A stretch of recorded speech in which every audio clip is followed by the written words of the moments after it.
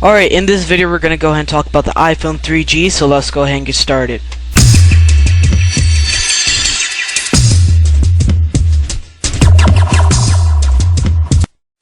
Alright, so pretty much in this video we're going to go ahead and talk about the iPhone 3G. Now, I asked eMeek77 to give some of his opinions about the iPhone, since he knows a lot about, Apple products and everything.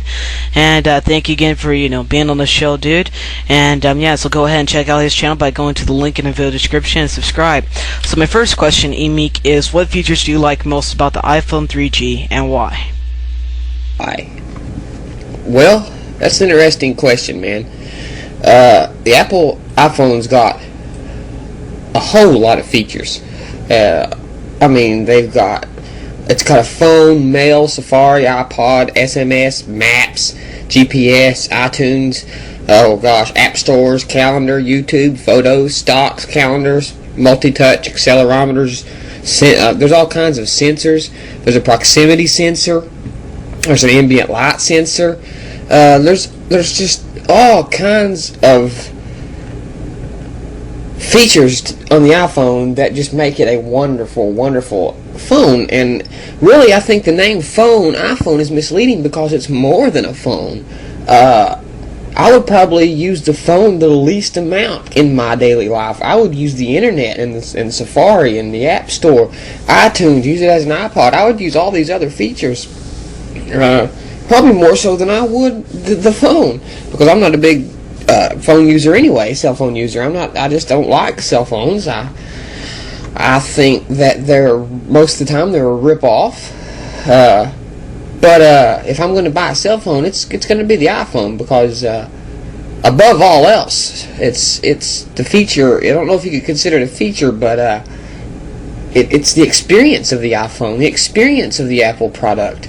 That the other companies don't have. 10.6 is in our midst now, and I do believe that a lot of people were pulled off of 10.5 Leopard in order to work on the iPhone. Steve, I believe, stated this in one of his keynotes, and I think because they pulled people off of Leopard to work on the iPhone, they really didn't get to release Leopard the way they wanted to. It was kind of rushed out. And I think the 10.6 is going to be the Leopard that Apple always wanted it to be. They're finally going to have the time. They've had the time to sit down and add the things into Leopard that they probably wanted to have in there to begin with, just didn't have time or resources to do it due to pulling people off of the iPhone. Now that they've come up with this OpenCL and Grand Central and stuff, I believe it's going to be the Leopard that they always intended it to be, and I believe it's going to be worth whatever they charged to buy it. So, as far as features go, it's hard to narrow down just one. It's hard to narrow down just one. But just gonna say, it being what it is, just the Apple experience is what makes the iPhone the iPhone. It just raised the bar altogether for other cell phones, and they better get on the bandwagon, because it looks like this is what people want right now.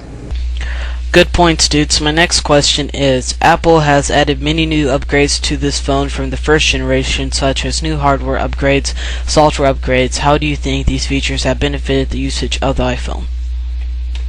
Well, I think it's just all contributed, like I said before, to the experience of using the iPhone.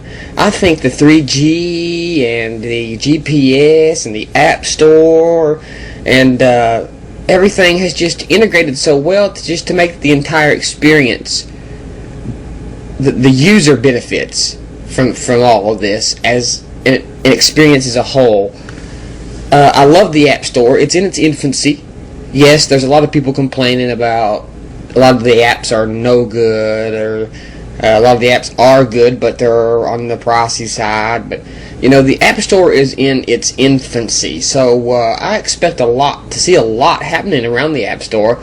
I expect to see a lot better games coming into the App Store after about a year or so after it's released. I believe a lot of developers have rushed things out to get some stuff thrown onto the iTunes Store.